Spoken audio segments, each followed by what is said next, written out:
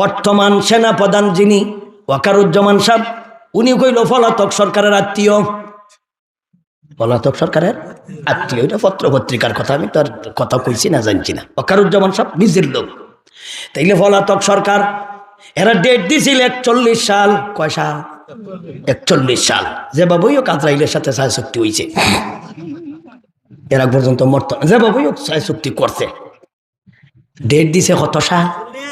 41 সাল। 41 সাল পর্যন্ত তারা ডেট দিছে, কিন্তু নিজের লোক ওয়াকারুজ্জামান সাহেব সেনাপ্রধান কইতাছে 41 সাল আর তখন যেত না, ছাত্ররা কাছাকাছি আই পড়ছে, মাত্র সময় দিলাম 45 মিনিট। এরা কইছিল 41 সাল, নিজের লোকে সময় দেয় 45 মিনিট। 45 মিনিটের ভিতরে কেতাবালির গুছাইলাও। কামরা কেডা করছে?